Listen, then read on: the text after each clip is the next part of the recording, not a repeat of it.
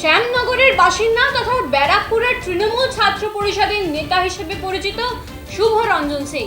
এবার তার বিরুদ্ধেই উঠছে একটি চাঞ্চল্যকর অভিযোগ গণপতি এন্টারপ্রাইজ নামক একটি সংস্থার নাম করে এবং সেই সংস্থারই প্যাড ব্যবহার করে তিনি জন্ম সার্টিফিকেট, ভোটার কার্ড, আধার কার্ড, এমনকি পাসপোর্ট ভেরিফিকেশন ক্লিয়ারেন্সের জন্য অবৈধভাবে নাকি অর্থ আদায় করছেন। এই ঘটনার জানাজানি হতেই চাঞ্চল্য পড়ে গিয়েছে গোটা এলাকায়। এই ঘটনার পরিপ্রেক্ষিতে সেখানকার তৃণমূল নেতৃত্ব এবং তার কথার পরিপ্রেক্ষিতে পাল্টা অর্জুন সিং কি বললেন তাই শোনাবো আপনাদের। আমার কাছে কোনো জানকারি নেই, আমি কিছুই জানি না এই বিষয়ে, আপনি আমাকে বলছেন। আর একটা জিনিস জানতে হবে যে পোস্ট কে করলো। প্রাক্তন সাংসদ অর্জুন সিং, যে নিজে একটা বড় cheater, he himself is one of the biggest cheater of this area. পশ্চিমবাংলায় যদি চিটারের লিস্ট তৈরি করা হয় তাহলে সেখানে 1 আর 2 নম্বরের মধ্যে উনি চলে যাবেন। আমি বলবো 1 নম্বরে। যে ব্যাংকের কাগজ ফ্রড করে, যে ভাটপাড়া পৌরসভার কাগজ ফ্রড করে লোন তুলতে পারে, টাকা নিতে পারে, নিজের জামাইয়ের নামে এখনও টাকা নিয়ে বসে আছে, তার মতন বড় চিটার আর কে হতে পারে? সাধারণ পাবলিকের টাকা, সেই টাকা পর্যন্ত চিট করে বসে আছে। বিভিন্ন লোককে চাকরি দেওয়ার নামে টাকা নিয়েছে। তার আঙ্গপাঙ্গ সাকরের যারা আছে তাদেরও দেখবেন বহু দুর্নীতি আছে। তারা কয়েক কোটি কোটি টাকা তুলে নিয়েছে, কাউকে গাড়ি বার করে দেবে, কাউকে কিছু বার করে দেবে। তো ওই প্রাক্তন সাংসদের কথার কোনো কি বলা যায়, আমি টুইট দেখিনি, আমি ওনার টুইটও দেখি না, কারণ আমি জানি ওনার টুইটটা ওরকমই জালি, ঠিক আছে। আর ওর কথার কোনো ভরসা নেই, ওর কোনো কথার কোনো দাম নেই। ওর কথা হচ্ছে ফেকুয়া কথা, যখন যেটা ইচ্ছে আছে বলে দেয়। আমি তো বলেছি ওর মাথা খারাপ হয়ে গেছে, ওর মস্তিষ্ক খারাপ হয়েছে, যখন যা ইচ্ছে লিখে দিচ্ছে। তার প্রমাণ, তার নথিপত্র সব দিতে হবে। আমি তো নথিপত্র দিয়েছি যে অর্জুন সিং চিটার, ব্যাংকের টাকা চিট করেছে, ভাটপাড়া মিউনিসিপ্যালিটির টাকা চিট করেছে, সাধারণ মানুষের টাকা চিট করেছে। তো এত বড় চিটার আবার অন্য লোকের চিটারের কথা কি বলবে?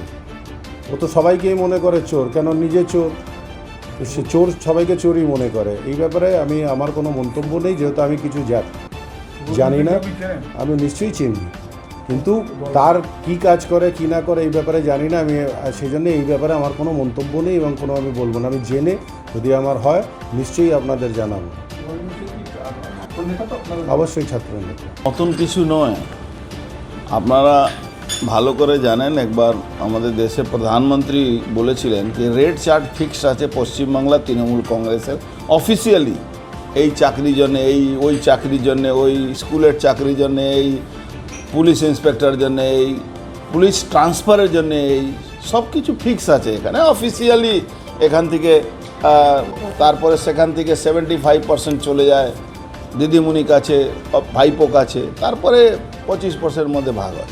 কিন্তু কিছু অতি উৎসাহী তৃণমূল কংগ্রেসের লোক আছে, যাদের কালকে আমি একটা টুইট করেছিলাম with documents, say officially board লাগিয়ে প্যাডে নোটিশ দিয়ে কত টাকা দিতে হবে, আধার কার্ড বানাবো, অত টাকা দিলে প্যান কার্ড বানাবো, অত ভোটার কার্ড বানাবো, পাসপোর্ট বানাবো। আর কিছু পুলিশও আছে ঘুরে বেড়াচ্ছে এদিকে ওদিকে, এই অসল অপরাধীকেই ধরতে পারছে না, যারা বাংলাদেশি অনুপ্রবেশকারী আর যারা ওই পাকিস্তানি। আমাদের ব্যারাকপুরের 6 লাভ হয়ে গেছে। আপনি যদি বীজপুর থেকে দেখেন তো আপনারা জানেন 4 নম্বর ওয়ার্ডে কিভাবে বাংলাদেশি অনুপ্রবেশকারী পাকিস্তানিরা ওখানে ঢুকে পড়ে আছে। ওখান থেকে চলে আসুন আমাদের এখানে ওই নৈহাটিতে ওই 3 নম্বর ওয়ার্ড, 2 নম্বর ওয়ার্ড, 3 নম্বর ওয়ার্ডে কীভাবে পাকিস্তানি ঢুকে পড়ে আছে। চলে আসুন ভাটপাড়া নয়া বাজার থেকে নিয়ে, ওই বাকর মহল্লা থেকে নিয়ে, একটা নতুন এখন পূর্বাশাতে একটা পাকিস্তানি আস্তে আস্তে ভরে যাচ্ছে ওখানে। জগদ্দলে পূর্বাশা বলে একটা জায়গা আছে, সেখানে ভরে যাচ্ছে। আর এগিয়ে চলে যান আপনি গ্যারুলিয়া থেকে চলে যান আপনি নোয়াপাড়া, ওই দেখবেন ওই পলতা স্টেশনের পাশ দিয়ে ভর্তি হয়ে গেছে সব পাকিস্তানি বাংলাদেশি, সব ওখানে ভর্তি হয়েছে। আর তৃণমূলের নেতারা অফিসিয়ালি এর লজ্জা হয়ে, এরপরে এরা সব তৃণমূলের পদে বসে আছে, তারা এই সব করে বেড়াচ্ছে। আপনি ভাবতে পারবেন?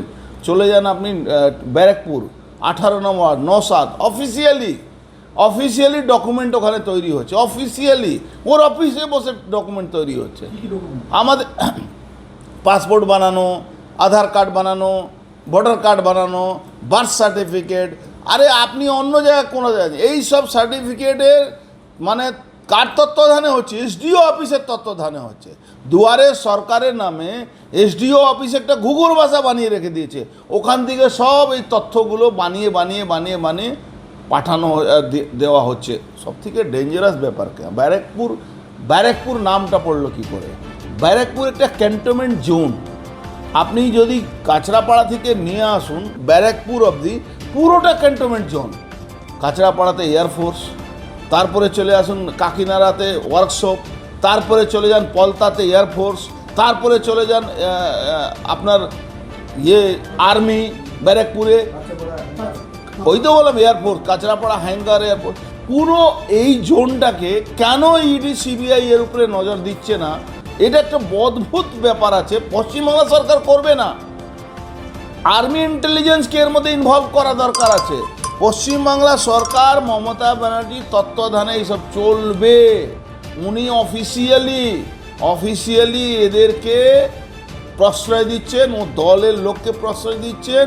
দলের লোকেরা প্রকাশ্যে থেকে মিউনিসিপ্যালিটি থেকে নিয়ে, পঞ্চায়েত অফিস থেকে নিয়ে, বিডিও অফিস থেকে নিয়ে, বিএলআরও থেকে নিয়ে, এসডিও অফিস থেকে নিয়ে, ডিস্ট্রিক্ট ম্যাজিস্ট্রেট অফিসে বসে বসে এই দুয়ারে সরকারের নামে, দুয়ারে মমতা ব্যানার্জির নামে এই দুয়ারে দালালরা